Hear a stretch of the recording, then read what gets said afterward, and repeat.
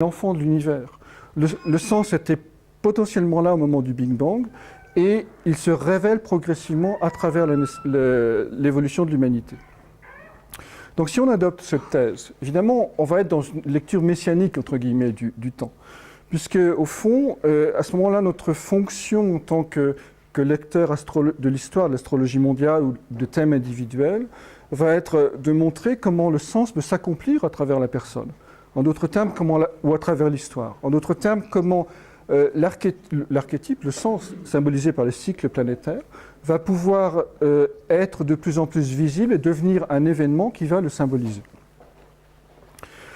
Donc ça, c'est la deuxième thèse. Et la troisième thèse sur le sens du sens, c'est la thèse hegelienne, évidemment, qui est la transcendance du sens. Vous savez, Hegel disait, au fond, c'est la ruse de la raison. Hein. Il disait, il y a un monde du sens qui préexiste, hein, et qui, en quelque sorte, utilise à leur insu les passions humaines pour réaliser ses propres objectifs dont on ignore la finalité. Alors, évidemment, ça rejoint le temps cyclique, ça rejoint le temps des sociétés premières, qui est de dire, au fond, il y a un archétype, il y a un monde archétypal qui manipule, entre guillemets, les humains pour réaliser ses propres desseins, ses propres objectifs. Donc, à ce moment-là, le rôle de l'astrologue, ça va être quoi? Ça va être de déjouer la ruse de la raison. C'est-à-dire, ça va être de montrer comment la personne ou les sociétés, sur le plan mondial, peuvent ne plus être les marionnettes de la guerre des archétypes, si je puis dire, pour entamer une nouvelle alliance, un véritable dialogue avec ce monde du sens, ce monde des archétypes. Aujourd'hui, le problème aujourd'hui qui se passe dans le monde, c'est pas tellement le problème du terrorisme, c'est le problème que, c'est le sens de l'opposition Saturne-Pluton. Saturne, c'est le droit, Pluton, c'est la force. Donc, en opposition, évidemment, on est dans un combat entre le droit et la force. Et si on regarde sur les précédents cycles Saturne-Pluton, à chaque fois qu'on a des oppositions Saturne-Pluton, on a une montée de l'antisémitisme, 1931, etc. Donc ça, c'est des événements, mais ça n'a aucune importance si on ne comprend pas le sens qui est derrière. Le sens, c'est quoi? C'est qu'il y a un grand archétype qui s'appelle Pluton, qui est la volonté de pouvoir, qui est né en même temps, en 1930, en même temps que le fascisme. Le fascisme a eu une réalité politique en 1933. La marche sur Rome de Mussolini, c'était 1922, c'est-à-dire le premier carré Saturne-Pluton, qui inclut le cycle qui faisait partie de la découverte de Pluton. Donc, bref, l'archétype volonté de pouvoir, qui a pris une forme politique avec le fascisme en 1933, continue sans cesse à vouloir manipuler les êtres humains. Aujourd'hui, à travers évidemment le terrorisme, qu'il soit d'État ou qu'il soit de bande armée, peu importe. On ne va pas ici discuter de la légitimité du terrorisme.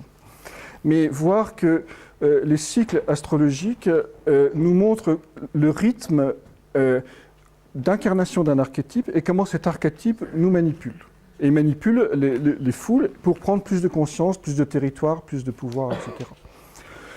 Le cycle Saturne-Pluton va nous raconter comment le droit peut utiliser la force pour construire quelque chose qui s'appelle l'État d'Israël, mais ça marche aussi pour la nation allemande de manière très étrange. C'est-à-dire l'Allemagne est régie par les cycles Saturne-Pluton et Israël aussi, bien évidemment, mais la thématique est la même, puisque c'est la thématique du surhomme ou du peuple élu. Donc on est dans une même thématique de sens. Donc simplement ces quelques réflexions, quel sens au sens, quel temps au temps. Et je vais conclure parce que le temps passe, mais suggérer simplement 3 ou 4 éléments de réflexion pour utiliser un modèle astrologique de l'histoire. Donc le premier élément, c'est évidemment une correspondance entre les cycles astrologiques et les événements, mais au sens les idéologies, les passions, enfin le mouvement de l'histoire, pas seulement les événements. Le deuxième élément, c'est une unité de sens, c'est-à-dire pour qu'un cycle, ça ne sert à rien de dire Saturne opposé Pluton, antisémitisme, il faut le replacer dans un ordre cyclique, dans une histoire, qui est le début du cycle Saturne-Pluton et sa fin, évidemment, et il faut qu'il y ait une unité de sens entre le début et la fin, parce qu'il y a toujours des événements, il y a toujours des planètes qui sont quelque part, donc évidemment c'est facile. Également une unité de lieu. Montrer par exemple que la thématique Saturne-Pluton a eu deux grands épicentres, qui est Israël et qui est l'Allemagne, par exemple. Cette unité de lieu donne du contrainte au modèle et en même temps lui donne une plus grande validité. Et enfin, la possibilité une réflexion, une question qui est, est-ce qu'on ne pourrait pas réfléchir à une géographie psychique de la planète où certains archétypes s'incarnent plus facilement en certains lieux qu'en d'autres. Et ça, je ne l'ai pas inventé, c'est Hegel qui le disait déjà. Si ça vous intéresse, des citations là-dessus.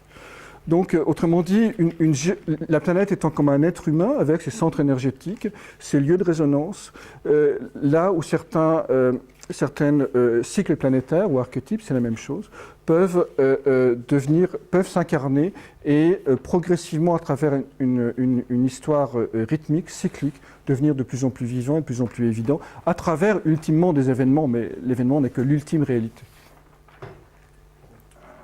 Crozat, j'arrive du midi de la France. Je remercie Jacques Heilbronn qui, en me permettant de participer ce soir, me sort un peu de mon étude d'astrologie. Je rédige actuellement un traité sur l'astrologie qui s'appelle « L'homme et le temps ».